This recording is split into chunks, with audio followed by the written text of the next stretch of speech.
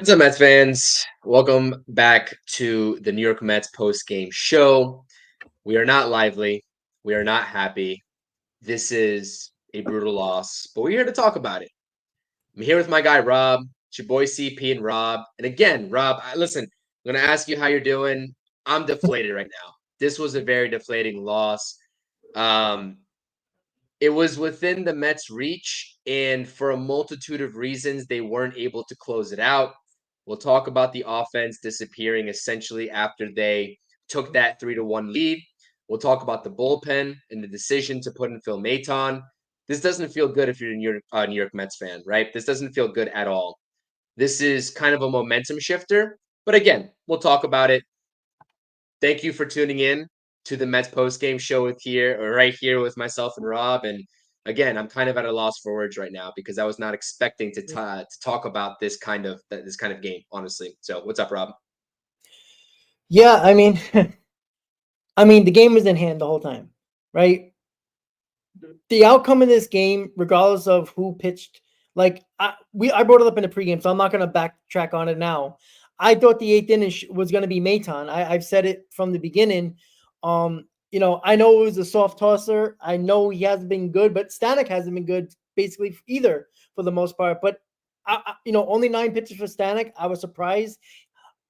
We talked about in the group chat. We thought, would you bring Diaz in the eighth inning with the top of the order? Maybe that would have been a good idea. Again, honestly, though, I want to be honest with you and with all you guys. I was sitting right next to my dad. I looked to him. I go, it doesn't matter who they bring in. This was going to happen. Two reasons. Number one, can ESPN stop showing all these fucking stats of why the Brewers have lost in the past? They have not won a game trailing after the seventh inning in the postseason since 2021 against the Braves. I know that doesn't necessarily impact the players on the field, but me and my dad looked at each other when we saw that. We're like, oh, Jesus Christ. Like, it was bad pitching, number one, from Maton. It wasn't good at all. So he's not going to get a pass here. But when you leave over 10 men left on base, and we'll dive deeper into this lineup, this offense for sure. But when you leave over 10 men left on base and you're with the lead and you could break this game open and give them no hope, you continue to leave them hope. And Chris, what did I say in the pregame? I said the Mets changed the narrative with the Brave game, and they took it into yesterday's game. You don't want to change the narrative for the Brewers, who have a history of losing postseason games and not doing well in the postseason. It can take a game like this.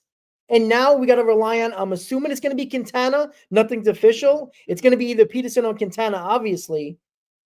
And you know who they didn't use? Myers. So guess who we're going to see tomorrow? So it's going to be a tough matchup. Not saying the Mets can't do it. I mean, they've proved it before and they bounced back. But this is a game that was well in hand. The Brewers, a couple of home runs. It's not like they put 2, 3, 4, 5 hits together. But the difference today was the Mets needed that big hit today. They needed that big hit today. They didn't get it. Too many men left on base. And it led to a situation where the Brewers had a chance for basically the whole game. Ever since it was 3-2. It was so early in the ball game. What are you going to do if you're not going to score and put up more insurance runs? And it led to Maton.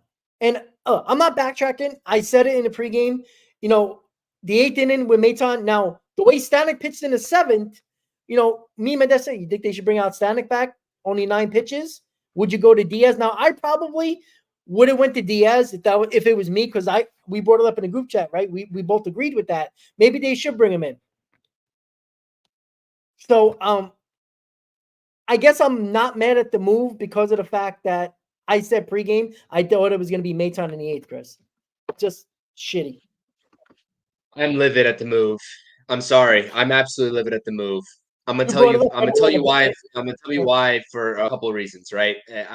Listen, there's not many times you see me on this post game speechless but this is one of the times, and we just talked about, the Mendoza decisions yesterday that, helped get the Mets a win. I felt like today and tonight was over managing.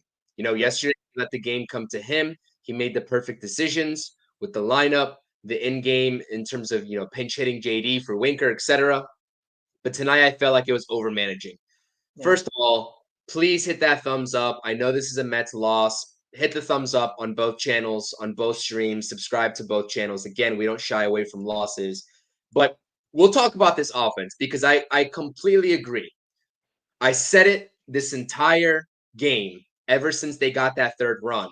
This game was not going to be won with only 3 runs crossing the plate for the New York Mets. Let me tell you the biggest that I have with this game. Do you want to know, have you seen a common theme from playoff pitchers that especially entered this game on both sides of the baseball, right? On both sides, both the Brewers and the Mets.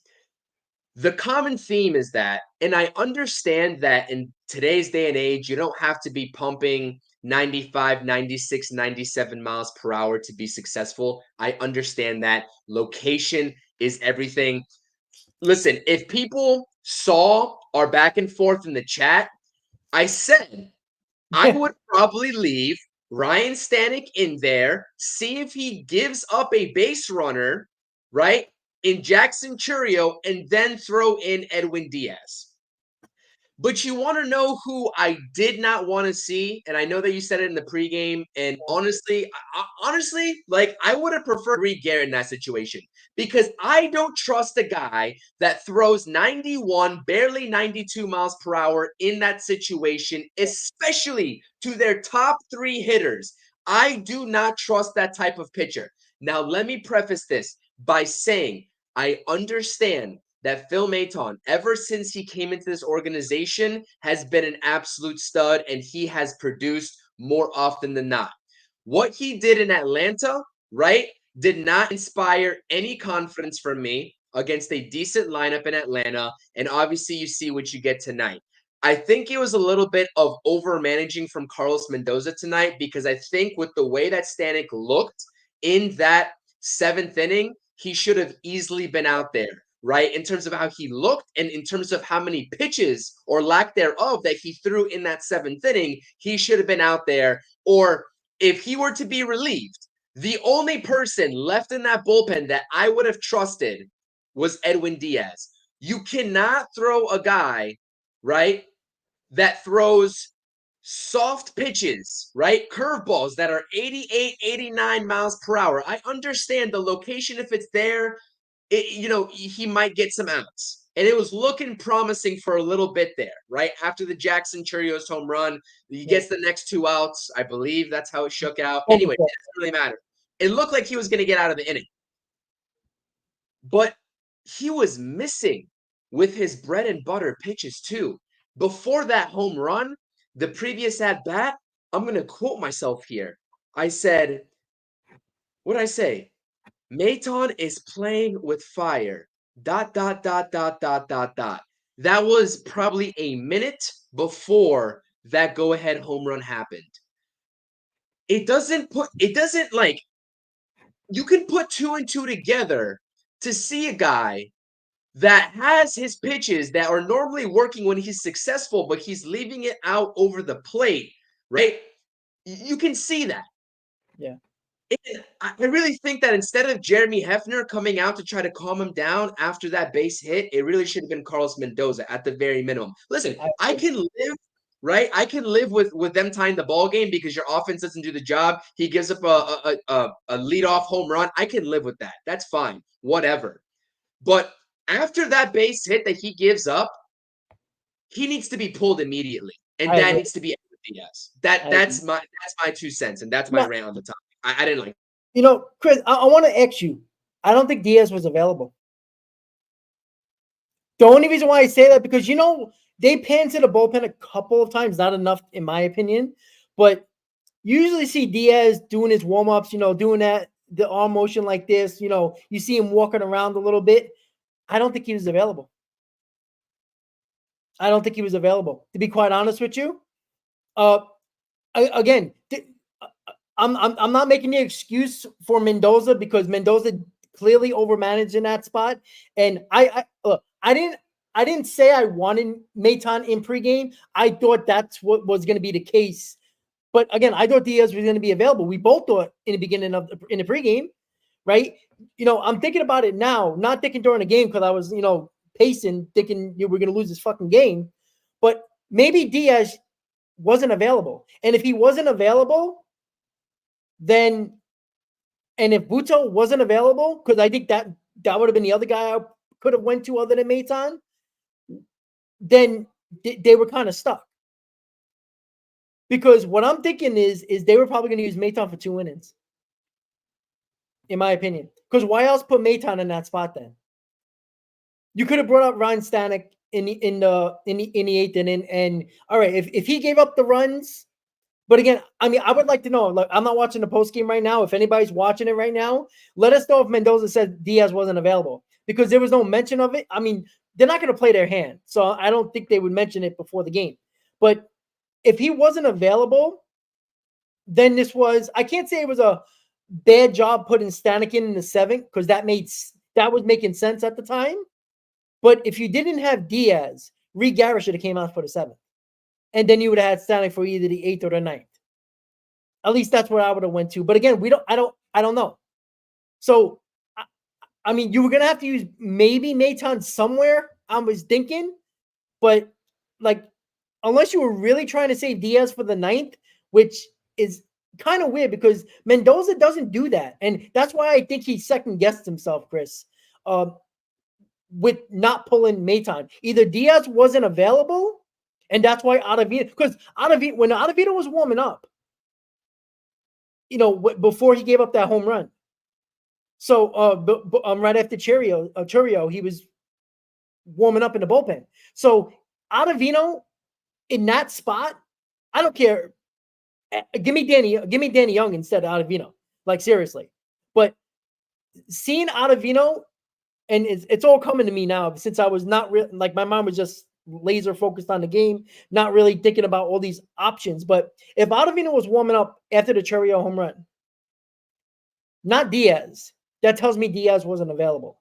So, and maybe Mendoza thought he was going to have him, and then maybe he was warming up, or like, something happened and Diaz just didn't feel right. I don't know. But in my opinion, clearly Mendoza put himself in a spot here. If Diaz wasn't available, it should have been played differently. Now, again, because of the result, I'm pissed off at it. And if it would have worked out, he'd look like a genius. But he clearly tried to do a little bit less. I wouldn't call it all overmanaging. I think he didn't manage in that spot, to be quite honest with you. MZ is saying here that Diaz was only available for 3 batters. Even if that's the case, which is fine, he either starts the top of the 8th and gets his 3 batters, and then you go with another guy, right? Or as soon as Phil Maton gets that second out, and then he surrenders that base hit, you pull him for Edwin Diaz. Listen, was Jose Butto not available today? I thought tonight was all hands on deck. I thought that you're trying to actually clinch a spot to the NLDS, right? And I've been rough and I've been hard on Adam Ottavino, and hindsight always is going to be 2020. I understand that. But again, I don't have my problem. Let me preface this all by you threw Phil Maton in there. I wasn't comfortable, right, with him being, but you did it, and he surrendered the game tying home run. That's fine. That's not what I have an issue with. That's fine. He gets to 2 outs, does his job in terms of getting 2 outs. You see the base hit happen. What are we doing in terms of leaving him in? Yeah. He clearly was leaving curveballs over the plate. He left at least 2 to Willy Adames, right, over the plate very clearly.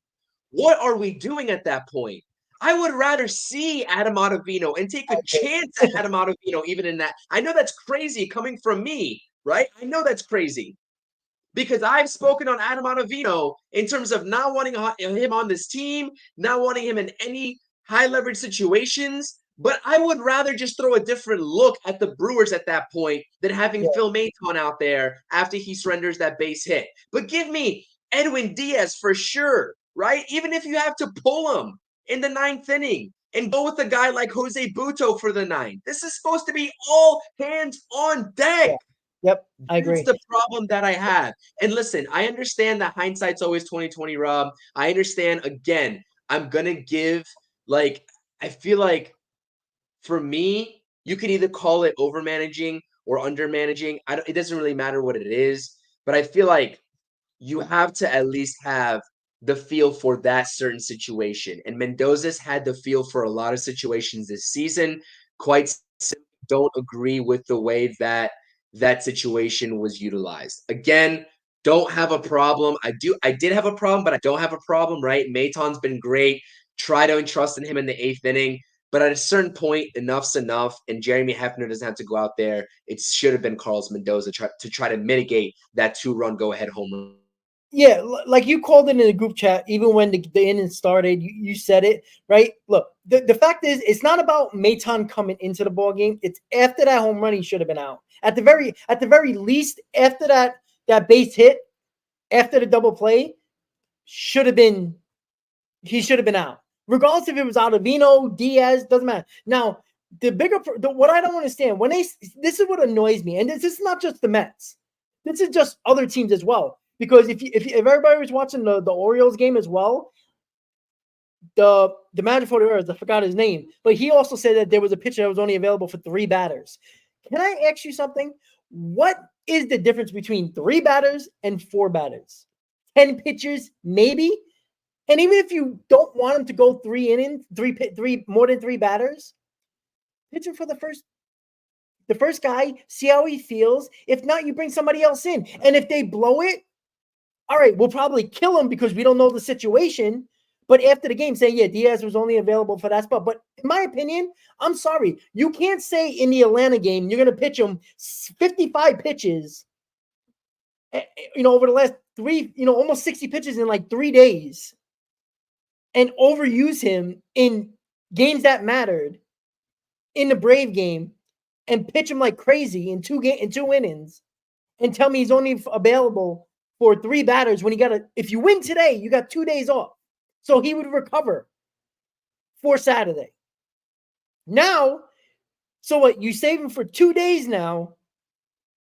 And if you lose, he's got a whole winter to relax. I just don't understand that. Like, if you would have said he wasn't available at all and he wasn't feeling right, that's understandable. He hasn't thrown this many pitches in a long time in a row. So I can get behind that. I can't get behind he was available for this many batters. That makes no sense to me. It really doesn't. Like 3 batters and 4 batters. Like, who cares? Like, I'm not saying to pitch him 2 innings, even though that was on my mind as well. But what are you doing here? You did it you were so focused and had no problem putting them in for 2 innings in Atlanta.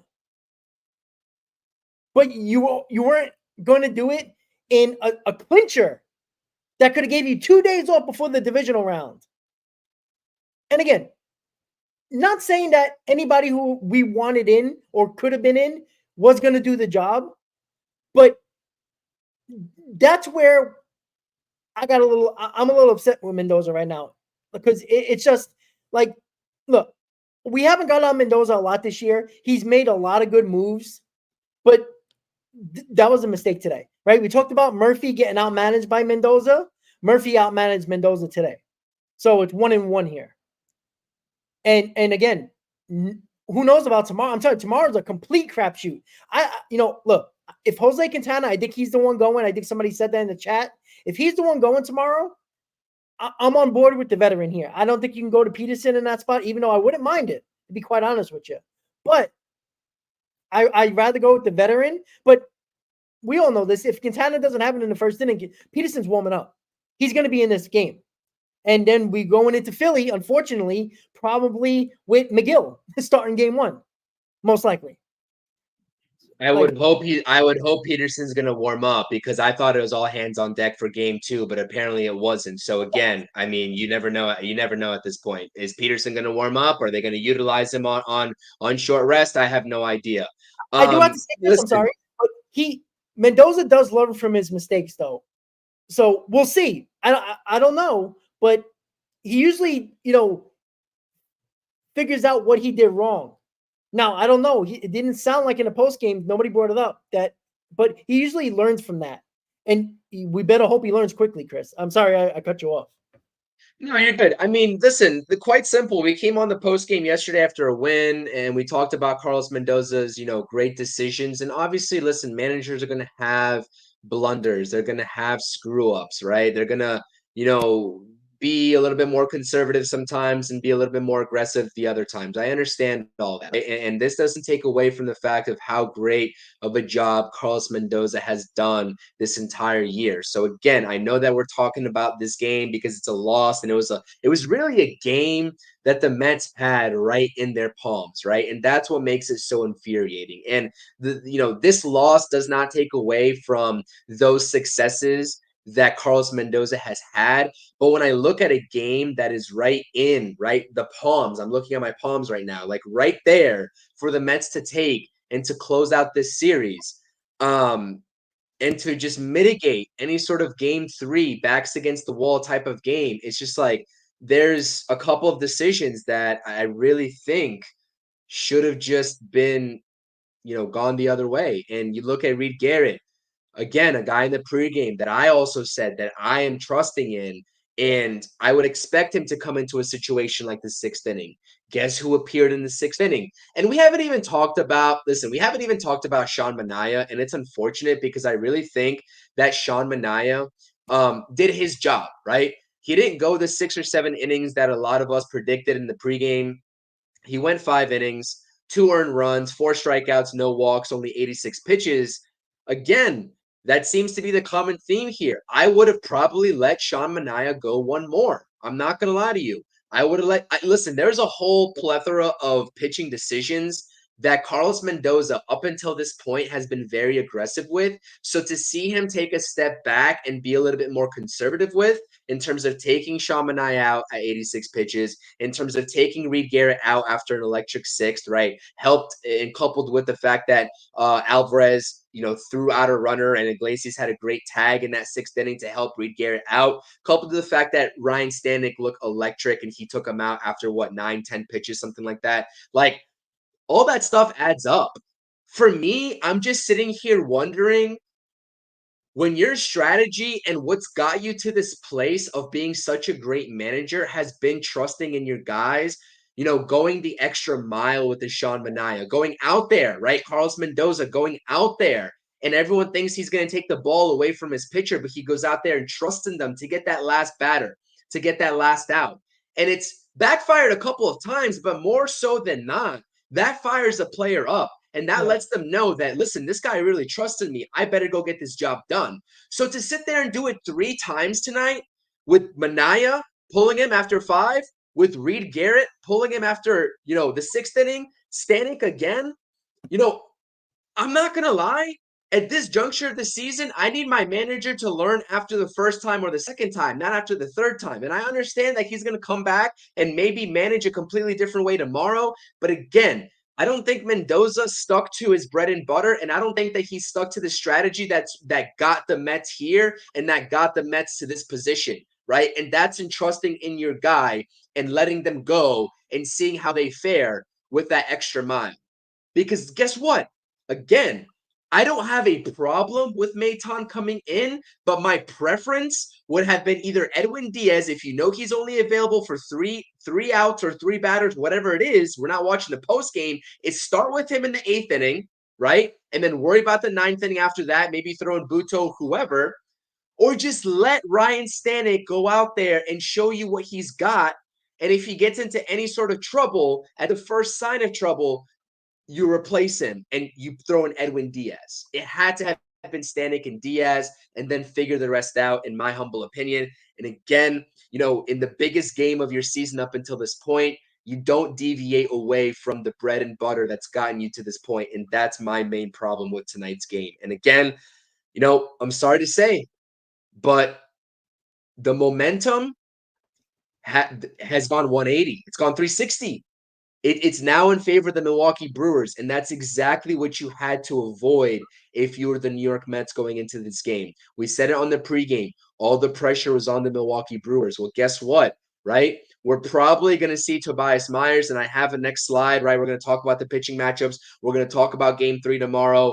I kind of want to get a little bit more into this offense here while we're at it into this post game, which I know that you and I both have a gripe with in terms of the at bats just shifting since they took out Frankie Montas in this game. But again, the talking point of this whole entire season, especially leading up until the first pitch tomorrow, is going to be the decision of Carlos Mendoza to put in Phil. Again, kind of hard to kill him for it, right? Because Maton's been that good for the Mets this entire time since he's came over from the Rays organization. But I just don't think when you have guys like a Trevor McGill, right, pumping 101 miles per hour, when you have a Jared Koenig, right, as a lefty pumping 99, right, Manaea pumping 95, 96, every pitcher of this game pumping 96, 97 plus, and then you're going to go out there and toss a guy that throws 90 to 91?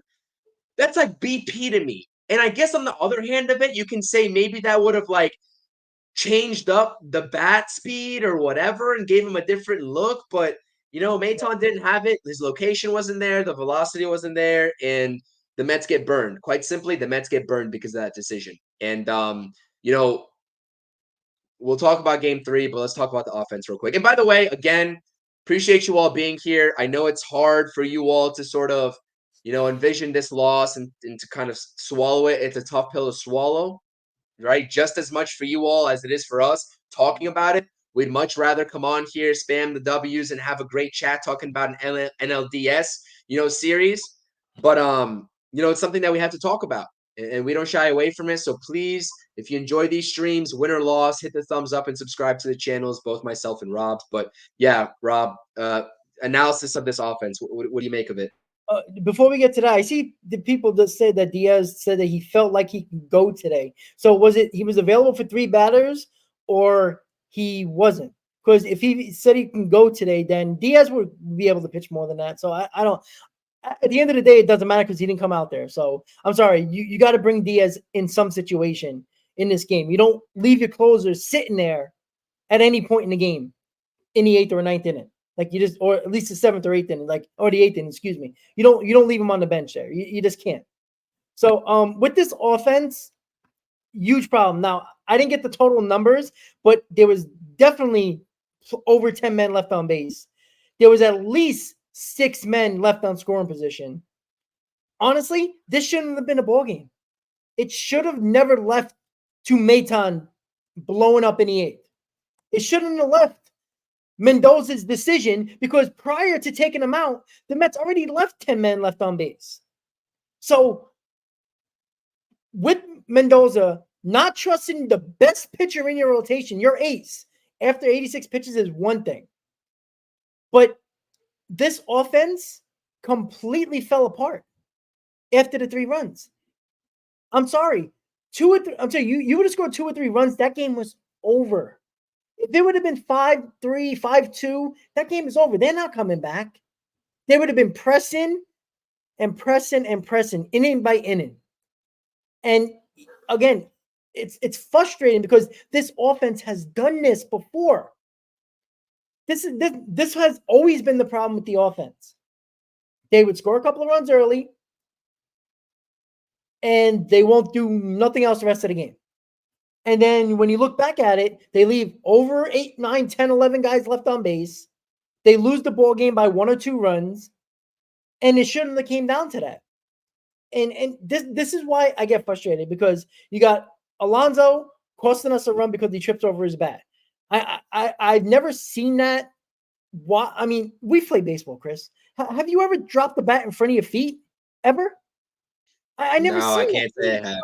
I can't say I I don't have. know how you were watching it, but when I watched it, and then I saw the guy throwing the ball to first base, and I didn't see Alonso in the pitcher, I go, wow, he beat that ball that easily? And then I see him like 30, 40 feet from home first base. I'm like, what the fuck? You trip over your bat. You have terrible at bats. He left 5 men left on base, so he left more than almost anybody else on base. Iglesias I know he's 1 for 5. He had a rough day. Iglesias at the plate. He had a couple of times where he had runners on, and it's hard to kill Iglesias because he's been coming through all the time. But there was opportunities there where you could have got a sac fly, moved the runner over, and then multiple batters, right? I mean, the bottom of the order once again was the only thing that showed up again today. Tyrone Taylor, had a tough day as well, but the bottom of the order, did the job today. Again, but again, it comes back to the top of the order, and it's like, and in the middle of this order, like we have to do something with Alonso. I know Alonso isn't the end all be all with this game because there's a lot of people that left men on base as well. But again, we can't keep on counting on Taylor and Alvarez batting night. Like these guys are at the bottom of the order, and they've been doing what the best they can do. Like at some point, it's got to be Alonso. At some point, it's got to be a little bit more. It's got to be more of Martinez. You can't have lifeless at bats here. Alonso gets a broken bat base hit for crying out loud. Like it's frustrating. It really is frustrating because we needed that broken bat base hit when there was 2 men left on. What was it, second and third with 2 outs, and he struck out. Like it's just. I felt good about this game. Even during the game, I'm like, okay, we're not scoring, but we're still putting people on base. We're gonna break through eventually, and you never did. And what concerned me going later into the ball game is that a bloop and a blast, and basically that's exactly what happened, right? And it turned out giving us a loss because the offense was basically non-existent for the majority of this game. And you can't have that in the playoffs. You got to add insurance runs because the way things turn, you said it, Chris, how fast the momentum changes in the postseason quickly. You can't let that happen. And now you're going into tomorrow with, I think Myers is one of their best pitchers. It is their best pitcher. And it's not going to be easy. And regardless if you're going with Quintana or Peterson, either one of them could put up zeros. But I mean, we're counting a guy who is up there in age, and I love Quintana. I trust Quintana, but how much could he really do to outperform Myers? Like if the Mets don't score early, you're gonna get the best part of the bullpen of the Brewers, and the Mets have hit the bullpen for the most part. In the first game they did. They didn't do it today, but in the first game they did. It's a tough decision because it's still TBD, right? I know it said Quintana. Some people say Quintana. I don't know if Mendoza said it yet. I mean, I don't know where to go at this point. Like the lineup is the lineup. It is what it is. I think Alonso being directly in the middle of this lineup is completely destroying every opportunity we have with runners scored. Like you can't have the guy batting fifth can't drive in any runs at all. Not even a sac fly. He's striking out. Doesn't even put the bat on the ball. Like it's very frustrating, and it's you see what happens when Lindor he gets a sac fly here in this game, but when expect Lindor to do everything here, and when he doesn't have a great game, you're counting on the other guys that are struggling like Alonso and Martinez today. They better figure it out because we'll all be home for the winter after tomorrow. I'm kind of chuckling to myself because I literally just realized in the heat of the moment that at the bottom of the screen I still have the Mets beat the Brewers 8-4. I didn't say nothing because I know. Look, we were both frustrated, and we came on here with like, oh my goodness! If somebody didn't watch the What game and just got home from work, they're probably pouring champagne on their heads because of you, Chris. Finally, you make a mistake. You make me feel better. I'm always the one making mistakes. Well, listen, maybe I made Mendoza feel better today too, because obviously he made a mistake and I made a mistake on the post game too here. The Mets do not beat the Brewers 8-4. Again, I forgot to change the slide. We'll go to the next slide here in a second. Again, just an absolute blunder for me. That shows you where my head was at. Just too many things to think about at once. Just trying to process everything really. So I changed everything and I forgot the most important part at the bottom, which everyone's probably looking at saying, honestly, I'm sure people said it in the chat already, but like I didn't even see the comment because there's so many comments over here, and I definitely appreciate the support over here I for you noticed guys. it right away, but I was like, I'm not gonna say nothing because we're both in the dumpster right now. Like just our head, like Yo, before we even started to go live, guys, we had our heads down and shaking. Like it was that bad starting the stream. it's a rough night. It's a rough night, guys, and I apologize about the mistake. It's definitely a typo. Obviously, the Mets do lose 5-3. You have it here at the top of your screen. The bottom of the screen says something completely different. But again, you can blame the offense, and I definitely do blame the offense. Again, the timely 2-out hits. You talk about a 2-out hit by Mark Vientos yesterday. That was awesome. The 2-out hits did not come today for the Mets lineup. We talk about Iglesias, Alonso. Again, you even said Taylor. I talk about Tyron Taylor all the time, but he had a couple situations where runner on out, runner on first and second, nobody out. And he can't get the job done. He flies out or does whatever.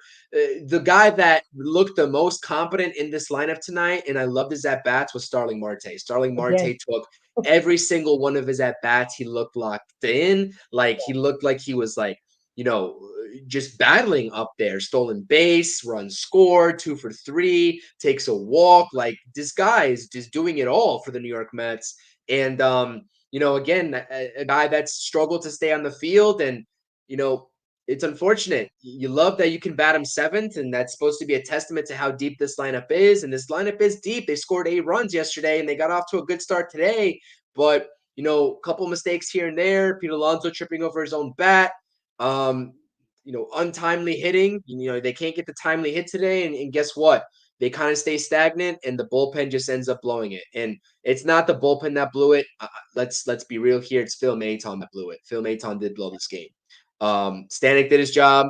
Reed Garrett did his job. They both did it efficiently, and it is what it is. So this is something that we're going to have to live with as Mets fans until first pitch tomorrow. And again, being a momentum shifting type of game, right, and a momentum shifting type of inning that leads to a 5-3 loss for the New York Mets. If things don't go right now, with the series being tied 1-1 heading into Game 3, we might be looking back at this game too. We might be looking at this very post game as we speak right now, Rob, and trying to just figure out, the little things that could have just went right and broken the Mets' favor, and the decisions that could have been made to potentially save a brutal outcome. So, I kind of have this graphic also backwards. Right now, officially, the Brewers have named Tobias Myers as their Game 3 starter. So again, they just announced that in the post game. It wasn't live during the game, so I didn't get a chance to go ahead and change that graphic. TBD is now Tobias Myers. If you all forget, Tobias Myers, when the Mets were in Milwaukee the previous time around, came into relief. I believe in that Saturday game, the game that I was in attendance for, pitched 4 innings. In his 4 innings, he got 5 strikeouts. He was looking pretty electric out there, and he's been absolutely electric for the Brewers this entire season with a flat 3.00 ERA. And just great stuff. Great movement to his off-speed pitches. Again, he's going to keep the Mets, or he's going to try to keep the Mets hitters off balance. And it's up to the Mets lineup, whoever Mendoza entrusts in tomorrow, to try to get him off of his game. But we can only imagine. And as I just checked ESPN, I'm not checking my Twitter timeline right now. Somebody correct me if I'm wrong. The Mets still have not officially announced the starter, but I'm going to have to imagine that they're going to rock with Jose Quintana to start off the game, especially because he looked pretty decent his last go around. In that Saturday game that I was in attendance for, 10-10 on the season, 3.75 ERA. Really had a fantastic finish to his regular season. I know this is a guy that we've gone back and forth with this entire season, his ups and his downs, this roller coaster type of season, but he really did lock in when it mattered the most for the New York Mets. And I know that you like his veteran presence, but again, when I look at this pitching matchup, you had the favorable matchup for the Brewers in the pitching category in Game 1. Today was all hands on deck, or at least it should have been, with your best pitcher, your ace on the mound, and Sean Manaea. You can't get it done. And now I think the pendulum definitely swings back into the Brewers' favor with this pitching matchup tomorrow in terms of Tobias Myers versus presumably with the stars around his name, the asterisks, Jose Quintana, because we're still waiting for word. But again, I think the consensus is that if this is all hands on deck with the off day the next day, you can't manage for the NLDS. David Peterson, you're going to have that short circuit wire, that short leash with Jose Quintana as well, and put in maybe another southpaw that succeeded his last go around in David Peterson. So I don't even know where we go from here, Rob. I'm not going to lie to you. I'll be honest. There's not many times there was a point in this season where the Mets were 11 games under 500, and the wind in my sails kind of just stopped, and it was just very deflating. But we went on here and we talked about this team. I haven't felt that type of negative energy until probably tonight. Like, this is a 3-game set, and now you give all the momentum back to the team at their home ballpark. They just did something that they haven't done in quite some time in terms of coming back in the playoff game after the 7th inning, as ESPN was not shy to tell you all about. After that 7th inning, I think after they went down in order, and Ryan State got them in order in the 7th inning. So just a brutal night for Mets fans. And I know myself, I know you, and I know a lot of other Mets fans in this chat, whether you're part of my channel or Rob's channel or both our channels, and you're kind of flipping back and forth between the live chats. This is going to be a rough one to sleep on. And I do believe this game is at 8:30 p.m. Eastern Standard Time. So you're going to have all day to think about it tomorrow too, during your workday or wherever you're at, until that late cat baseball comes alive. So I don't know. What do you make of this game? It's do or die. This is win or go home time, Rob. This is something where the Mets' backs are against the wall. The Brewers' backs were against the wall tonight. They delivered. And, we talk about a feel-good story with the New York Mets. We talk about them deserving to be in this spot. They proved to us how resilient they are. They got to do it one more time, again, to keep their season alive tomorrow in Game 3. Yeah, I mean, it's a deflating loss, but again, this team has shown us bounce back ability. I mean, just 2 days ago, right? In an inning, everything changed for us quickly, and it was in our favor. So look, I'm not look. It's an elimination game for both teams. Anything can happen. Quintana was just announced, by the way, so it is Jose Quintana against Tobias Myers. Again, we know who has the pitching matchup advantage tomorrow. It is obviously the Brewers. Does that mean anything? I mean, you can technically say that the Mets had the pitching advantage today, and it was kind of working out until it didn't.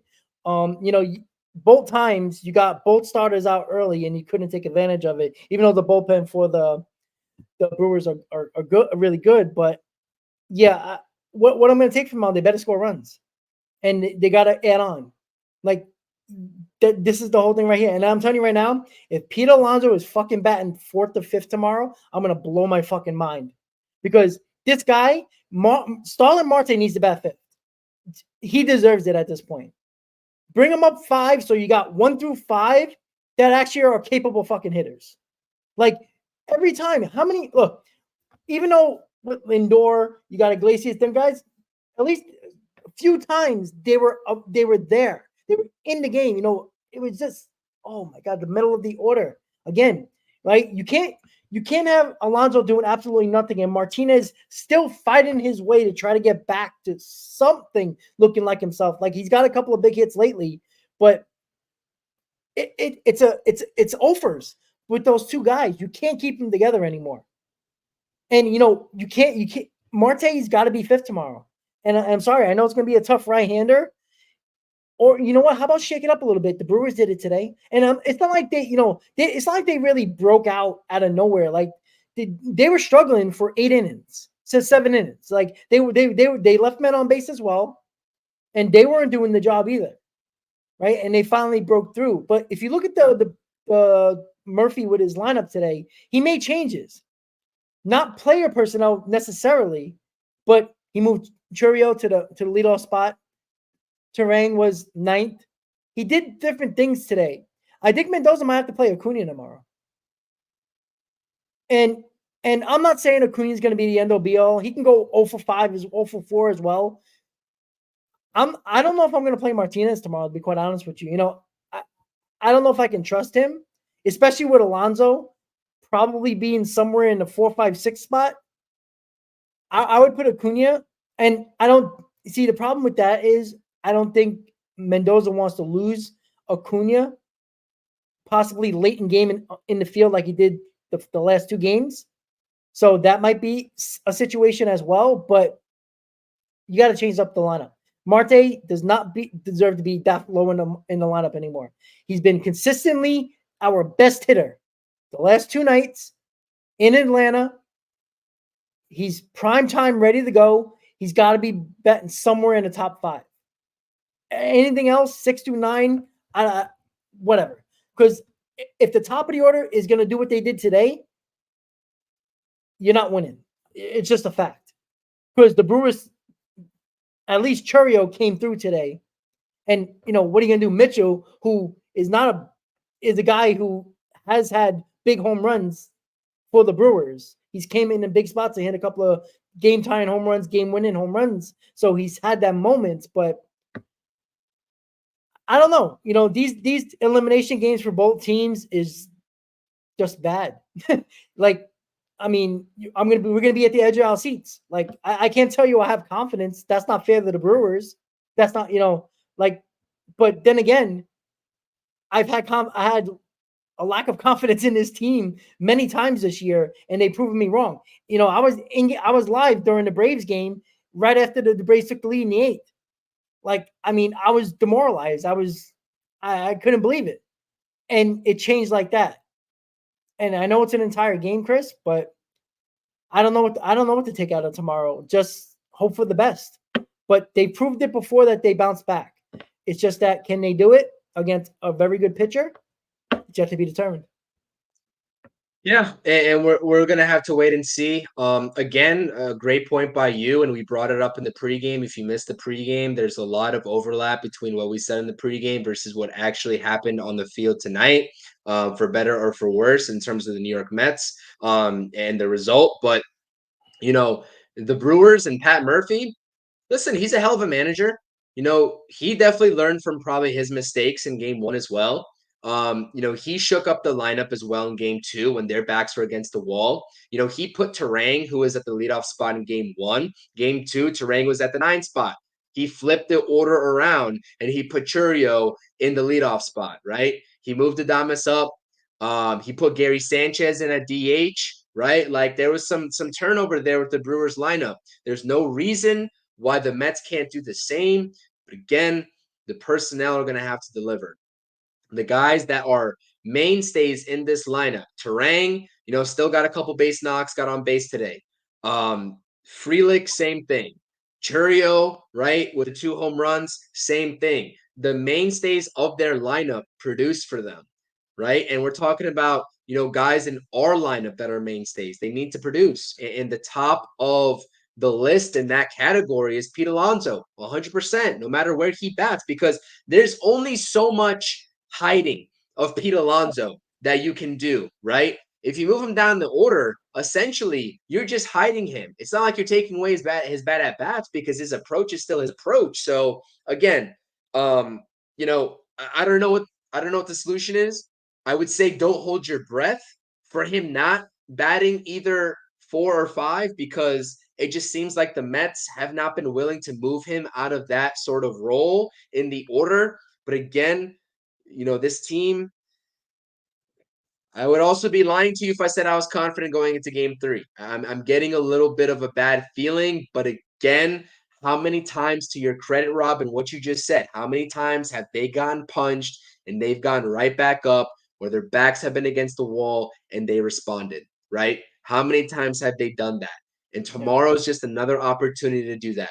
So again, not going to foreshadow anything. I'm going into tomorrow with no expectations. Today, I expected a win. I'm not going to lie. I think everybody expected a win, expected to go back, home a little bit early, rest up for the Philly series, get into the NLDS. Didn't happen. I'm keeping my expectations, at an even keel tomorrow because at this point, again, you have those raised expectations. We all know what happens, right? We've seen it in seasons prior, and we saw it tonight. So, I like this team a lot. And I've said it going into the series that no matter what happens, again, we could talk about house money, when the season is over or if they advance to the NLDS. I'm happy and I'm proud that this team is in this position. And I think that they've shown a lot of fight. And I think that this team is something that's refreshing and that, Queens has needed for quite some time, because these group of guys are special no matter what happens. And we'll be able to look back on the season and say that.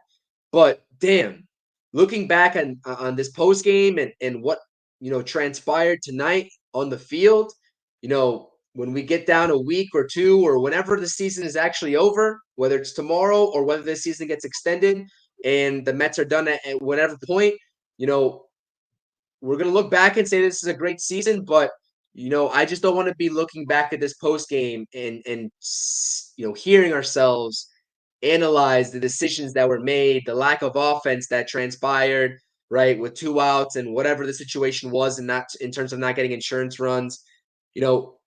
I want to watch baseball, and I want to continue to watch Mets baseball in 2024.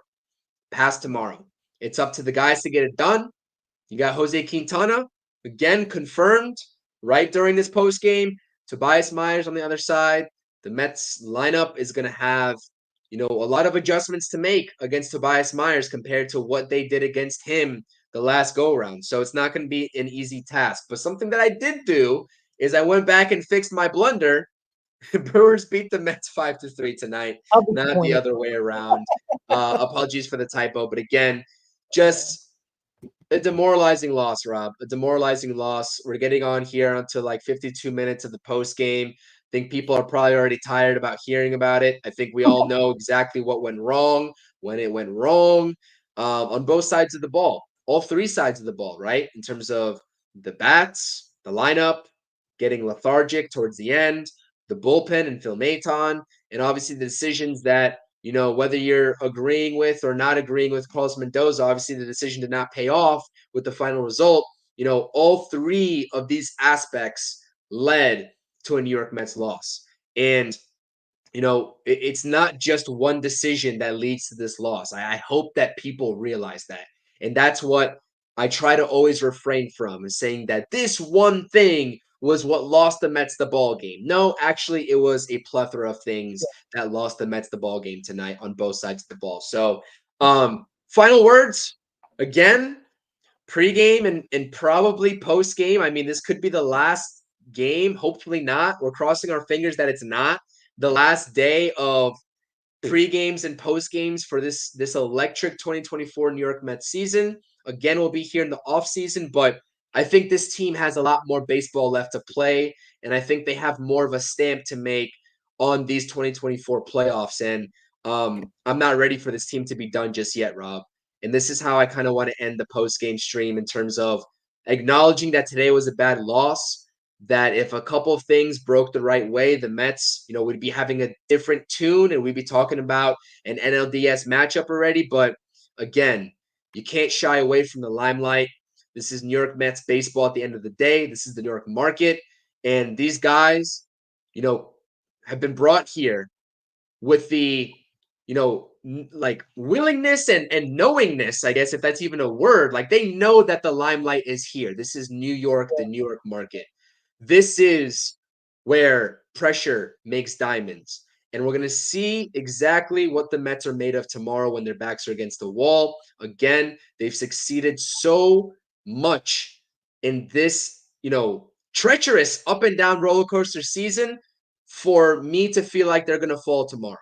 So I'm keeping a little bit of cautiously optimistic vibes. But again, anything can happen. It's playoff baseball. This is New York Mets baseball. And we will catch you all in the pregame tomorrow. So final thoughts here, buddy.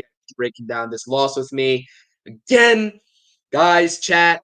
I know this is a hard pill to swallow, but guess what? We're going to be right back at it with the pregame tomorrow. And I hope that you all are able to join us, given your busy schedules. And we'll be breaking down the Game 3 matchup a little bit more so than we did tonight. Rob, final thought. Show up tomorrow, right?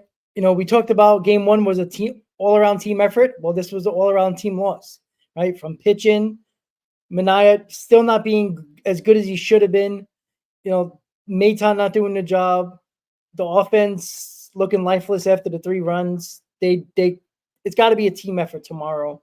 Win or lose, play your ass off tomorrow, right? I'd rather play well and lose than play like we did today and lose tomorrow. It's worse, right? I mean, no losses. Look, you get eliminated, doesn't matter. But I just want to see a better effort, right? I want to see Mendoza change up the lineup a little bit.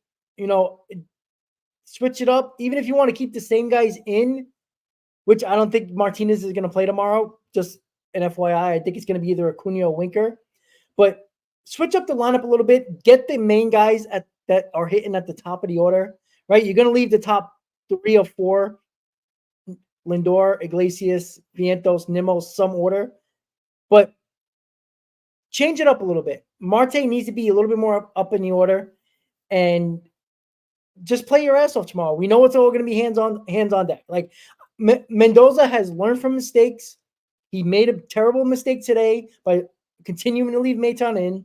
He could have left Manaea in another inning, which why he didn't trust his ace is beyond me. It's all hands on deck tomorrow. Mendoza's not a stupid guy. We know he knows baseball. He's been around the block before. He's been in New York, so he knows the pressure. I think he's going to do everything he can to win this game. Now, again, he can't hit the ball. He can't throw the ball. So he makes the lineup and he puts the pitcher in. That's all he can do. They got to do the job, regardless of who we wanted or he wanted or Chris wanted, me wanted. Didn't matter. The fact is, your name gets called, step up and do the job. Because you can blame the manager all you want. A lot of us do it. We do it all the time. And everybody's a culprit of that. But if the player doesn't perform, it's got to lie on the players, not always the manager. Because Maton should have done the job there. The offense should have done the job. If we're talking tomorrow about a Mets loss, somebody didn't do their job. And it's probably somebody with an arm on the mound or a guy in a bat in the batter's box that didn't do the job. It doesn't take away from the success the Mets had this season and the results of the season that a lot of people didn't believe in them, and Mendoza's season, first-year manager, but it will be disappointing nonetheless. But and the game might start at 7 tomorrow, by the way, guys. I'm sorry. I just realized that. John, I think, said it in the chat as well. If the Padres win, the game's at 7 o'clock. If the Padres lose, we'll be playing at 8:30. So hopefully, I would like a 7 o'clock game because I don't want to be up all night and then go straight to work, especially if I agree with you. Oh boy. I agree with you. So yeah, that's it, guys. I mean, effort wins it's top 9 too, by the way. It's top 9 with 2 outs left. So the Braves are down to their final, if anybody cares about that. So team effort, guys. Yeah, I agree with you. I mean, that's 100% facts on Carlos Mendoza, right? We went into the decision making today. Obviously, doesn't take away with how good he's been this season. And again, I don't really have too much else to say than what I said on this entire post-game show in terms of my analysis of the situation. Again, you can pinpoint many different things that, didn't go the Mets' way on both sides of the ball. But the bottom line is that the Mets were not good enough today to get a win within 27 outs. They just simply weren't. If this was a game where you only needed 24 outs, not even 24 outs, maybe even 21 outs, right? In 7 innings. If you're playing, high school baseball again, right? I mean, that might have done the job, but you got to play a full 27 outs. The Mets did not do it tonight, and they got to do it tomorrow. 3 words, right? I will leave you with. Actually, 6 words. It's 2 phrases, right? Again, as we said in the pregame, change the narrative, right? You can still do that tomorrow. And the other 3 words is something that all Mets fans really live by. You got to believe, right? You got to believe. I still do believe. We'll be talking about the game tomorrow in the pregame.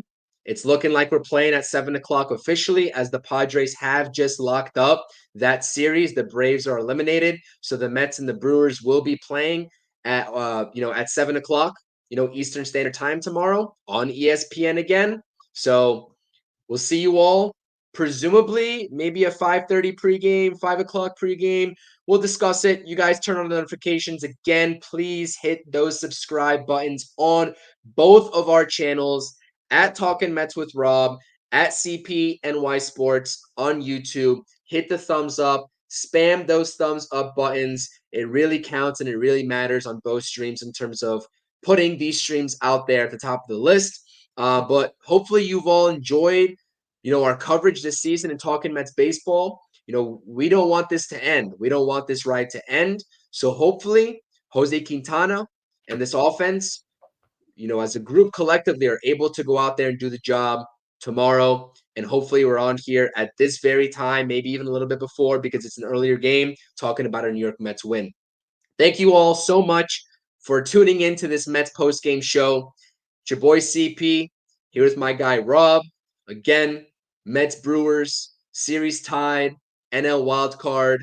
Tomorrow is what it all comes down to. The winner punches their ticket to the NLDS to face the Philadelphia Phillies, and the loser goes home. Let's go Mets. See you all on stream tomorrow. See you all in the live chat. I appreciate you all. Let's go Mets. Never easy.